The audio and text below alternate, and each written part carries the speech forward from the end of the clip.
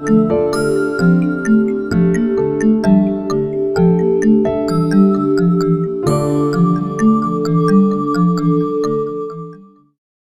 morning, or lovely afternoon, or lovely evening in another podcast. In our podcast of this morning, or this afternoon, or this evening, we will discuss a brief history of the alphabet, and we will come across some of the facts and reported information about the English language.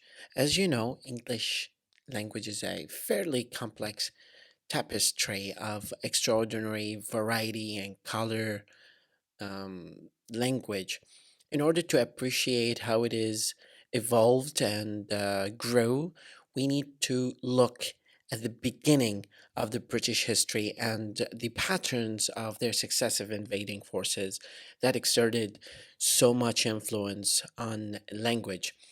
So, when the Romans arrived in Britain in the mid first century before Christ, or BC, they found a land, and this land was inhabited, like much of Western Europe, including France and Germany, by various Celtic tribes, and they all together known and were known as Britons. So the Romans, under the control of Julius Caesar, by the way, invaded in 43 Anno Domini and brought with them their alphabet. So the Romans, under the command of Julius Caesar, invaded in AD 43 and brought with them their alphabet. So the starting point is the bringing of alphabet by the Romans, formed from those of the Semitic. Listen. So the Roman alphabet was collectively a group of Semitic, Egyptian, Phoenician, and Greek civilizations. I'm wondering if Sumerian has anything to do with that. So after that, the Latin alphabet consisted of 23 letters.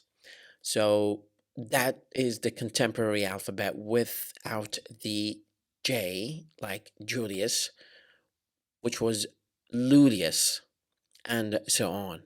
And U, the V, which is easier carved into stone, was used for that sound, and W, we will see it later.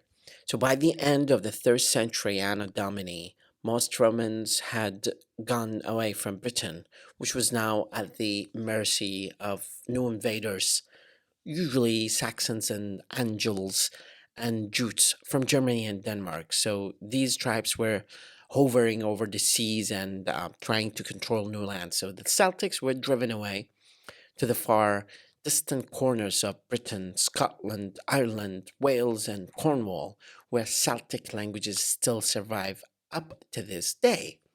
The new invaders brought with them a runic alphabet and spoke a version of German that blended with the Celtic Roman languages already in existence in Britain because of the invasion of Romans.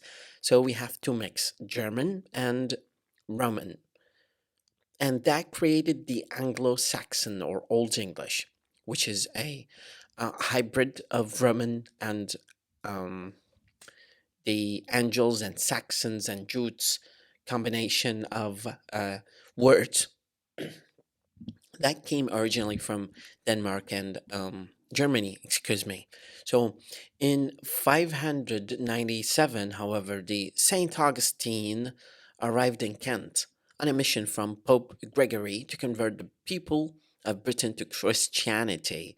Before that, they were like barbarians. They didn't have very clear patterned religion. And his success meant that in order to understand Bible and understand Christianity and understand the religious text in Latin, the Anglo-Saxons began to adopt the Roman alphabet.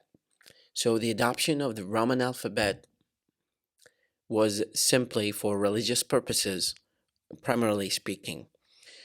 And that was modified later to suit their own requirements, but it took different trajectory that we will talk a little bit about later. In 789, the Vikings came and invaded England, and the English adopted many new words from the Old Norse, like, for example, gap, ill, reindeer, root, skull, sky, to mention few. The Norman invasion of 1066 brought with it yet another flow of new words. A two-tier language was developed, which is like the Norman French word combination that was used to and among the ruling class, while their Anglo Saxon equivalent was used primarily by the natives, who did not have any decision making in the government at that time, or the ruling power. For this particular purpose, we have words like sheep or cow as Anglo Saxons. So, because, like, if you think of the word sheep or cow, it's not the kind of words that that is used by the ruling class. Ruling class does not use this kind of lay people style kind of words. So you can simply say or hear words like cow or, for example, bird, and you think, well, this is an Anglo-Saxon word because the connotation that it has. And in the field, usually, but the more refined mutton or beef from the French mouton and bœuf at the table. Similarly, French tended to be used in law, so it is more legally oriented kind of language. Thus, we have words like, for example, court, pledge, parole, which is a spoken word. In the years that followed the Norman invasion, or Norse, the last of the runic Old English letters gradually disappeared. Why disappeared? There are multiple political and cultural reasons for that. Old English had given way to Middle English.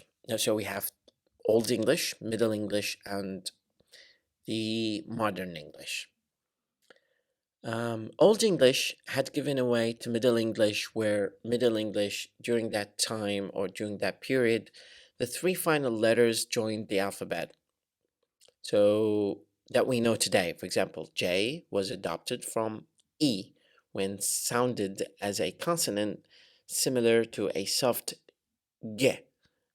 V as a consonant came to be distinguished from the vowel U, and W with its similar sound came into being as a double U, although the uppercase form usually appears as a double V.